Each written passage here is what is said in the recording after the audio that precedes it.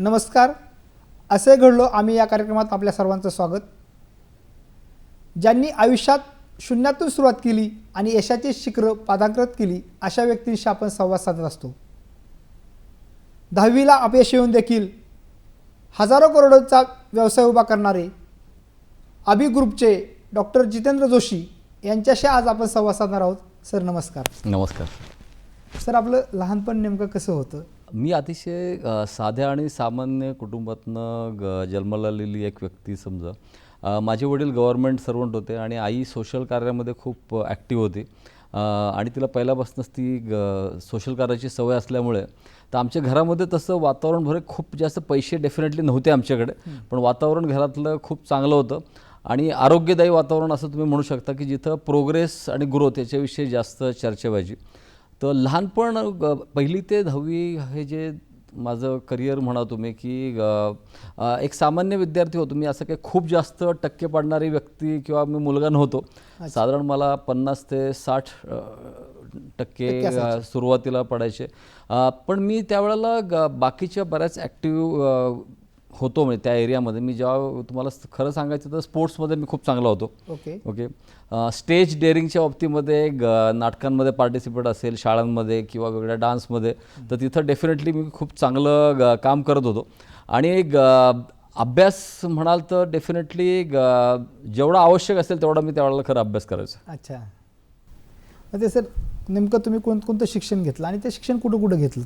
विमलाबाई गरवारे सारख्या मोठ्या शाळेमध्ये मी होतो. ज्या वेळेला पहिल्या 50मधनं साधारण 8 ते 10 मुलं महाराष्ट्रामध्ये त्यावेळी लिस्ट निघायची, पहिल्या बोर्डात आलेल्या मुलांची लिस्ट निघायची.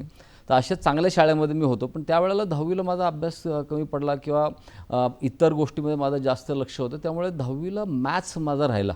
ओके. आणि तो प्रसंग माझ्यासाठी अतिशय महत्त्वाचा ठरला लाईफमध्ये, कारण वयाच्या 16व्या वर्षी जेव्हा एखाद्या मुलाला अपयश येतं तर त्या अपयशाने मी घाबरून गेलो नाही त्यावेळेला. पण त्यावेळेला माझी जिद्द वाढली की माझ्याबरोबरचे बहुतेक सगळे मुलं पुढे निघून गेले आणि मी एक चांगल्या फॅमिलीतनं आलेला मुलगा असून पण मी फक्त माझ्या स्वतःच्या चुकीमुळे मी एक विषय माझा राहिला आणि मी ठरलो यापुढे आयुष्यामध्ये मी अशा चुका होऊ देणार नाहीत. आणि त्याच्यानंतर मग तुम्ही म्हणाल तर खरं माझं यश मी शिक्षणामध्ये दिलं. मी सायन्सला ॲडमिशन घेतली, त्यानंतर मी डिप्लोमा इंजिनिअरिंग केलं इलेक्ट्रॉनिक्समध्ये भारतीय विद्यापीठातनं. त्याच्यानंतर मी डिग्री पण घेतली इंजिनिअरिंगची, बी इलेक्ट्रॉनिक्स झालो त्या पिरियडमध्ये मी. आई वडील तुमचे काय करत होते? घरचं वातावरण नेमकं कसं होतं? तुम्हाला पोषक होतं वातावरण? माझे वडील अनाथ होते ॲक्च्युली. म्हणजे त्यांनी माझे वडील 1 वर्षाचे असतानाच त्यांचे आई वडील वारलेले होते. आणि त्यावेळेला घरात मी आईकडनं ऐकायचो की दादांचं लाईफ खूप कष्टात गेलेलं आहे, त्यामुळे आम्हाला काहीतरी करून दाखवायचं आहे आणि शिक्षणामध्ये किंवा फ्युचरमध्ये आम्हाला घर पुढे आणायचं आहे. मी इलेक्ट्रॉनिक्सच्या 2 डिग्र्या त्या पिरियडमध्ये मिळवल्या, त्यामुळे ते त्यांच्यासाठी अतिशय महत्त्वाचं होतं. आणि त्याच्यानंतरसुद्धा मग मी IT-मध्ये किंवा कॉम्प्युटरमध्ये माझं पोस्ट ग्रॅज्युएशन पण झालं सिम्बॉयसिसला. पॅरलली मी डिप्लोमा इन मटेरियल्स मॅनेजमेंट सारखा कोर्स पण कंप्लीट केला. माझं पोस्ट ग्रॅज्युएशन पण झालं बिझनेस मॅनेजमेंटमध्ये आणि मी मास्टरसुद्धा कंप्लीट केलं. तर ह्या सगळ्या डिग्र्या मी घेतल्या आणि वयाच्या 45ला मी माझं डॉक्टरेट सुद्धा कंप्लीट केलं. मी PhD पण केली. पहिली नोकरी तुम्ही कोणती स्वीकारली? माझं इंजिनिअरिंगचा शेवटचा पेपर झाला आणि त्याच्यानंतर मी इमिजिएटली एका कंपनीमध्ये अप्लाय केलं होतं, ग्रीव्ज. तर ग्रीव्ज मोठं नाव होतं त्यावेळेला. तर मला मेंटेनन्स इंजिनियरचा जॉब मिळाला त्यावेळेला आणि माझी सुरुवात अतिशय छोट्या पगारातनं झाली. 2,500 रुपयाची सॅलरी होती मला त्यावेळेला आणि फर्स्ट सेकंड थर्ड शिफ्ट कराव्या लागायच्या त्यावेळेला. ती माझी ॲक्च्युली पहिल्या पगाराची नोकरी की जिथं इलेक्ट्रॉनिक्स इंजिनियर झाल्यानंतर मला तो एक अनुभव महत्त्वाचा होता. आणि अतिशय चांगला अनुभव होता. कारण यंग इंजिनियर जेव्हा मोठ्या कंपनीमध्ये जातो तर त्याला त्यावेळेला सगळ्यात इम्पॉर्टंट हेच असतं की तुम्ही मॅनेजमेंट कसं करता, तुम्ही आजूबाजूच्या लोकांशी कसं बोलताय.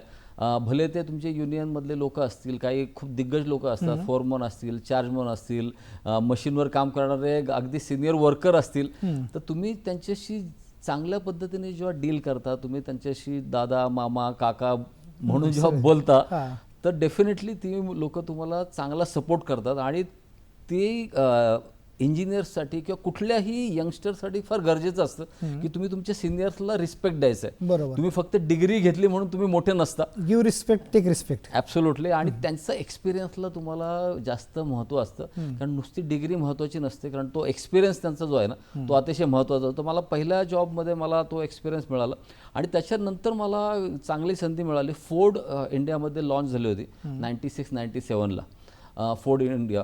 तर त्यावेळेला ते ॲक्च्युली महिंद्रा फोर्ड नावाची कंपनी होती आणि फोर्डसाठी अतिशय महत्त्व होतं की त्यांच्या कार्स इथं इंडियन मार्केटमध्ये लॉन्च करतात. मी स्पेअर पार्ट डिव्हिजन हँडल करायचो. वा.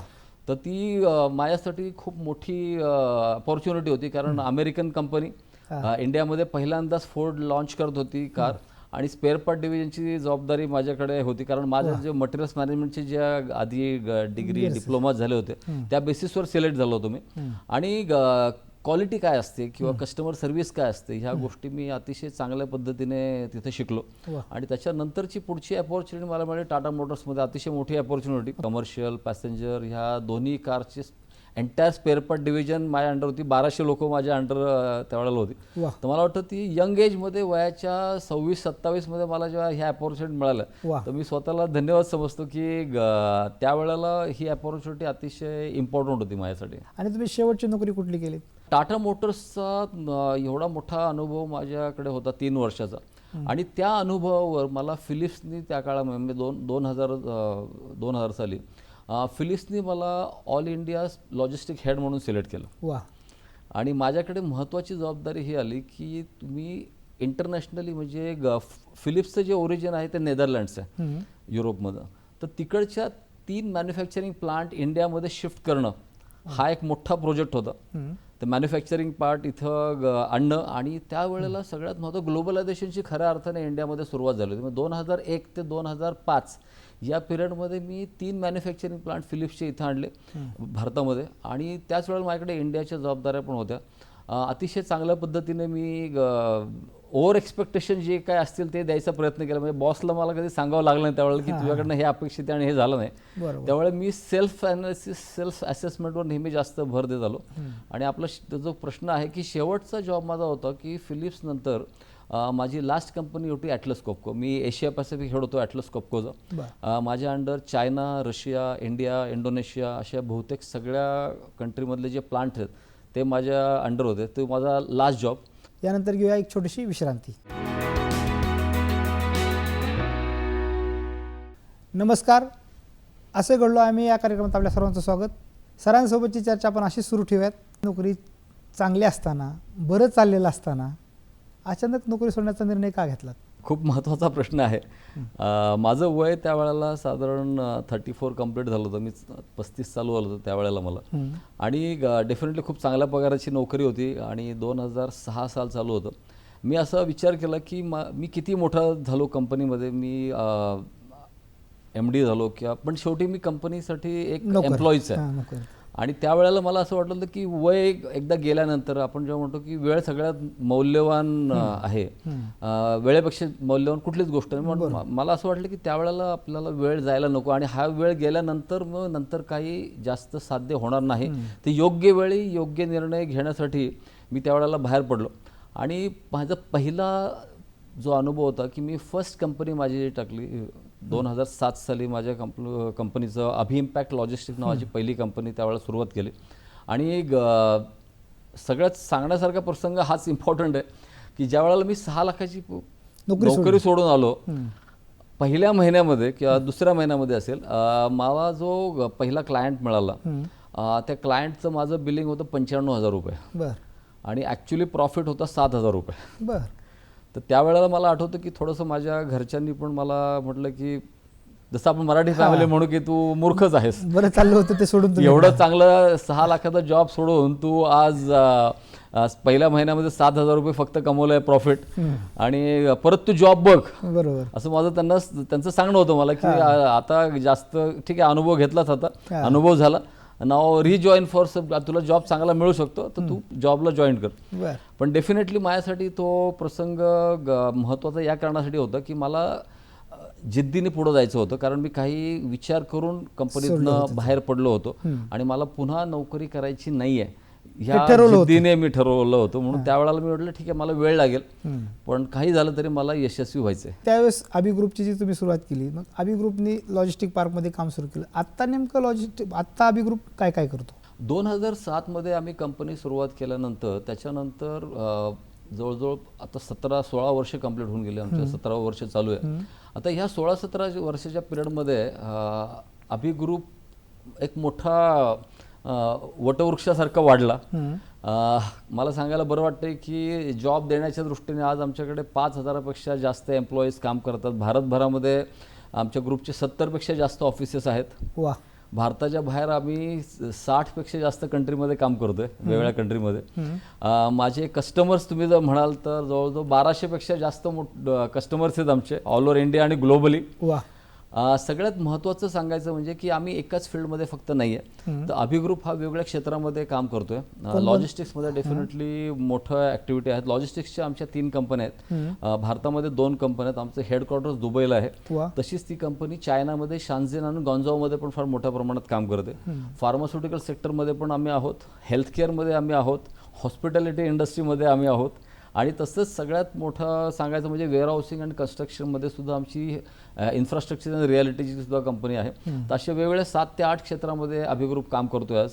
आणि मला बरं वाटतंय की नुसता स्वतःचा विचार करण्याच्या ऐवजी आज अभि ग्रुप 5,000 फॅमिलीजला सपोर्ट करतोय. आम्ही नुसतं जॉब देणं मी म्हणणार नाही, कारण त्या फॅमिलीला सपोर्ट करणे हा अतिशय महत्त्वाचा उद्देश आमचा होता आणि मला आज बरं वाटतंय की तो साध्य होताना दिसतोय. मी जेव्हा वयाच्या आता जस्ट 50 कंप्लीट केलं. वा. तुम्ही परदेशामध्ये व्यवसाय करत आहात. हे व्यवसाय करत असताना नेमकी आव्हानं कोणती आली आपल्याला?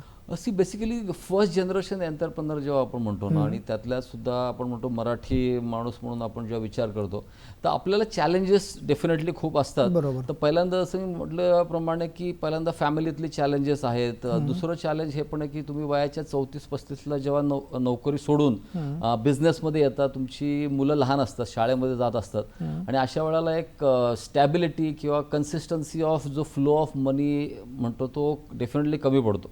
तर अशा वेळेला डेफिनेटली माझ्या मिसेसनी पण मला चांगला सपोर्ट केला त्या पिरियडमध्ये. She is a good renowned doctor आणि मी तिला ते सांगितलं होतं की पुढचे 1-2-3 वर्ष फक्त लागतील, तोपर्यंत जर मला थोडा सपोर्ट मिळाला तर आपण नक्कीच पुढे जाऊ. आणि डेफिनेटली तो पिरियड महत्त्वाचा. थोडंसं मी म्हणतो ना, सिच्युएशन इथपर्यंत पण होती की जेव्हा आम्ही 1 लिटर दूध घ्यायच्या ऐवजी आम्ही अर्धा लिटर दूध घ्यायला पण सुरुवात केली. पण कॉम्प्रोमाइज करायला पाहिजे हे त्यावेळेला आम्ही ठरवलं की कॉम्प्रोमाइज नाही केलं तर आपण पुढे जाणार नाही. आणि त्यावेळेला ते कॉम्प्रोमाइज आम्ही जे केलं त्याचा फायदा नंतरच्या टप्प्यामध्ये झाला. चॅलेंज बेसिकली पैसे नसणं हाच एक सगळ्यात महत्त्वाचा चॅलेंज असतो. दुसरं, जेव्हा तुम्ही भारताच्या बाहेर सुद्धा विचार करता त्यावेळेला तुम्हाला खूप लोकांना बरोबर घेऊन जायचं असतं. तर तुम्हाला बऱ्याच गोष्टी थोडं इगोज कमी ठेवणं आहे किंवा तुम्हाला कस्टमरला सांभाळणं आहे. कस्टमर सर्व्हिस ही फार महत्त्वाची आहे, कारण सुरुवातीच्या स्टेजमध्ये कस्टमर तुमचे जे जपणं तर अतिशय चॅलेंजिंग काम असतं. कारण कसं असतं की ज्यावेळेला तुम्ही मोठे असता त्यावेळेला गोष्टी वेगळ्या असतात, पण तुम्ही सुरुवात असते झिरोतनं तुम्ही गोष्टी सुरुवात करता त्यावेळेला मात्र हे चॅलेंजेस खूप मोठे असतात. तर त्यावेळेला डळमळून न जाणं हा एक महत्त्वाचा विषय असतो आणि अप्स अँड डाऊन्सची सवय ठेवणं गरजेचं असतं. म्हणजे मला हे जाणवलं त्या पिरियडमध्ये की एकदा यश येते, परत लगेच अपयश येते, यश अपयश, म्हणजे हा झोका चालूच असतो. अपयश पचवताना नेमकं काय करावं लागतं? जो माणूस खरं म्हणजे अपयश पचवू शकतो, जसं मी सांगितलं 16व्या वर्षीच मला अपयश आलं होतं. हो, 10वीचं अपयश आलं. त्याच्यानंतर नोकरी करताना पण ज्या वेळेला मला चॅलेंजेस आले आणि मला असं वाटलं की ज्या वेळेला खरी चॅलेंजेस येत आहे, ज्या वेळेला तुम्हाला अपयश येत आहे, तोच खरा तुमचा ग्रोथ पॉईंट असतो. मजबूत करतो माणसाला. माणसाला मजबूत करतो. आणि त्या पिरियडमध्ये ॲक्च्युली जेव्हा तुम्ही त्या अपयशाच्या शिखरावर म्हणतो ज्या वेळेला असता आणि तुम्ही डळमळून न जाता तुम्ही कन्सिस्टंटली काम करत राहता आणि तुमचं व्हिजन तुम्ही सोडत नाही, तर ते व्हिजन कायम ठेवणं गरजेचं असतं. थोडं वेळ अपयश ज्या माणसाला येतं, मी म्हणतो अपयश आल्यानंतर पुढे यशच येतं. आणि जास्तीत जास्त अपयश येणारे असे बरेचसे जे मोठे बिझनेसमन आहेत, कलाकार आहेत, आणि आपण बघतो की ते आज मोठे आहेत, त्याचं कारणच हे आहे की त्यांनी अपयशातनं यश शोधलंय. आत्ता जे तुम्ही जे चॅरिटेबलचं पण काम करता आपल्या ह्याच्यामधून, ते चॅरिटीचं नेमकं काम काय काय करता? एक 10 वर्ष झाल्यानंतर कंपनीची आम्ही बऱ्याचशा सोशल ॲक्टिव्हिटी करायला सुरुवात केली होती.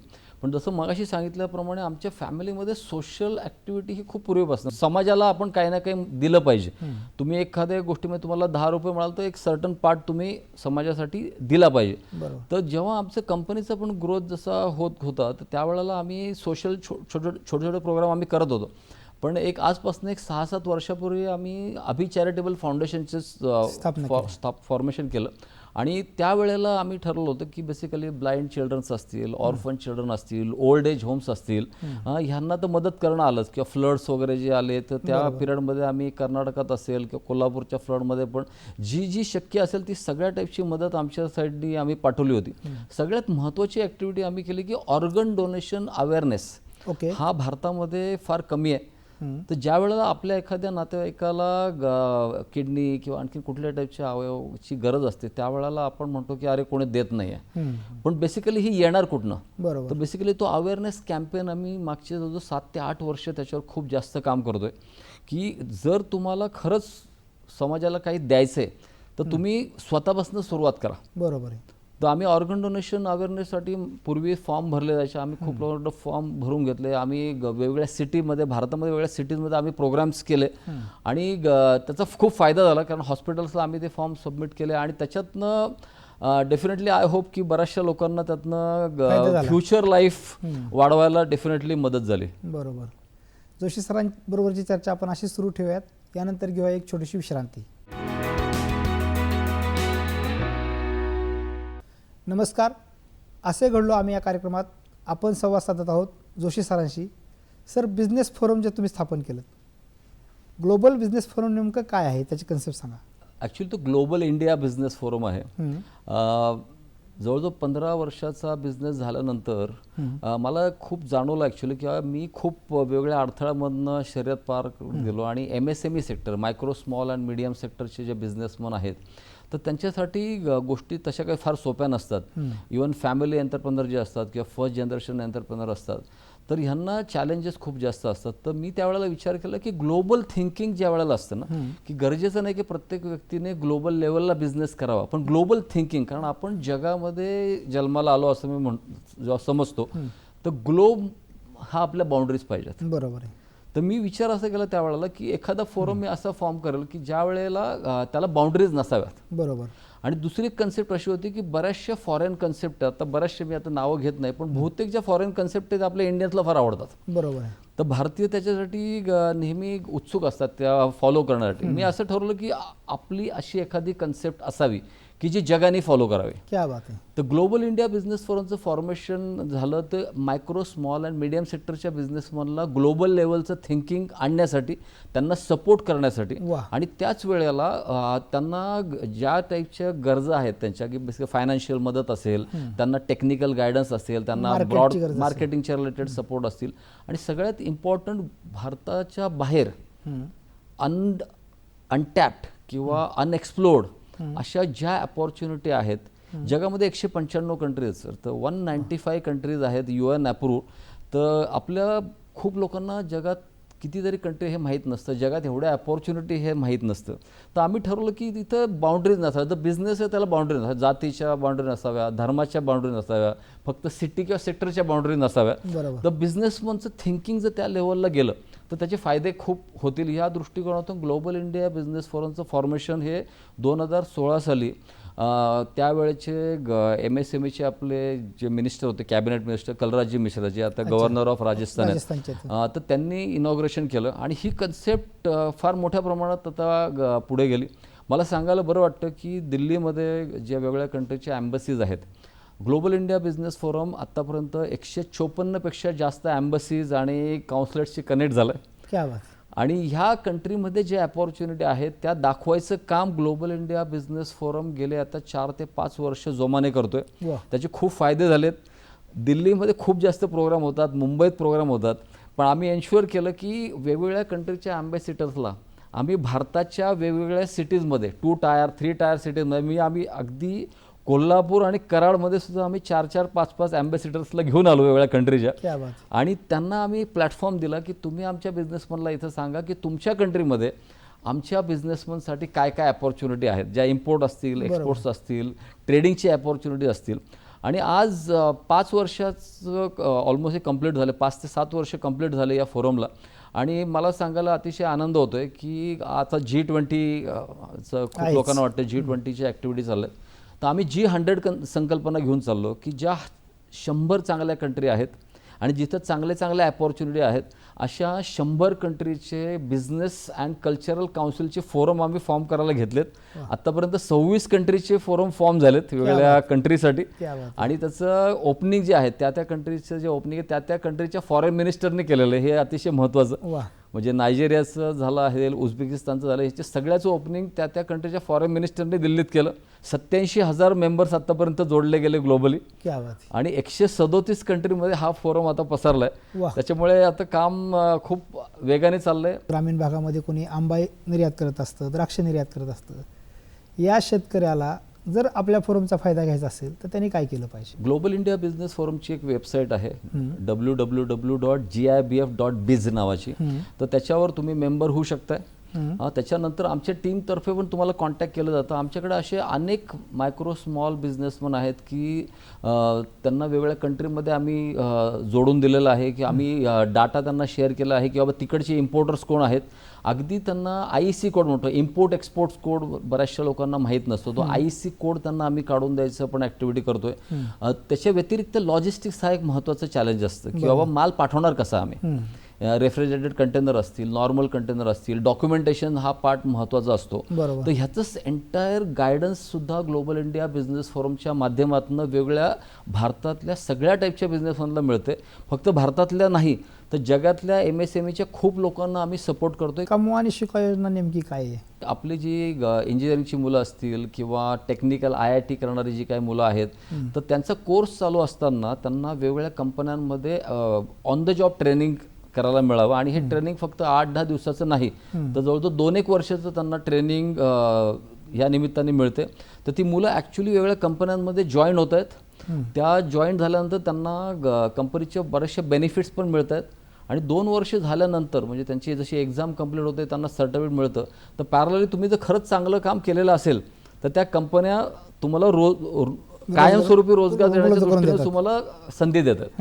तर कमवा आणि शिका या माध्यमातून आत्तापर्यंत पूर्ण महाराष्ट्रामध्ये मला वाटतं जवळजवळ 2 ते 3 लाखापेक्षा जास्त विद्यार्थ्यांनी त्याचा फायदा घेतला आहे. सर, तुम्ही जे अनेक पिढ्यांना घडवण्याचं काम करता, तुम्ही पहिल्या पिढीचे अंतरस्पिनर आहात असं म्हटलं तरी वावगं ठरणार नाही. तर ह्या पिढ्या घडवत असताना नेमकं तुम्ही काय सल्ला देता त्या पिढीला आणि तुमच्या काय अपेक्षा असतात त्यांच्याकडून? तर बेसिकली एखाद्या फॅमिलीमध्ये एक बिझनेस चालू झाल्यानंतर त्यांच्या पुढच्या पिढ्यांनी पण तो चालू ठेवला, वाढवला. तर तसं आपल्या मराठी फॅमिलीमध्ये होण्याच्या दृष्टीने जर प्रयत्न केला तर होऊ शकतो. हे महत्त्वाचं आहे की पुढची पिढी तुमच्याबरोबर असणं गरजेचं आहे जर तुम्हाला खरंच लॉंग टर्म बिझनेस करायचा असेल तर. तर मला सांगायला डेफिनेटली आवडेल की आपले यंग मुलं भारतामध्ये यंग कंट्री आहे. जवळजवळ 65% पॉप्युलेशन आपलं हे लेस दॅन 35 आहे. तर भारतीय मुलांकडे खूप चांगल्या गोष्टी आहेत. भारतासारख्या कंट्रीमध्ये जर आपण जन्माला आलो तर इथं अपॉर्च्युनिटीची कमी नाही. एका उद्देशाने जर खरंच त्यांनी काम केलं ना तर मला वाटतं खूप चांगलं यश सगळ्या यंगस्टरला मिळू शकतं. आपल्या मुलांना कष्टाचा वारसा आणि कामाच्या स्पर्शाचा वारसा देत देत आपला व्यवसाय 10वीत नापास झालेला एक तरुण हजारो कोटीचा बनवतो. नोकरी करण्यापेक्षा नोकरी देणारा बनतो. अनेक संकटावर मात करून आपलं यशस्वी करतो. अशा सर्व गोष्टीचा ओहापोह आजच्या आपण या चर्चेतून केला. जोशी सर, आपण या ठिकाणी आलात, आपलं मनपूर्वक धन्यवाद. धन्यवाद. Thank you so much.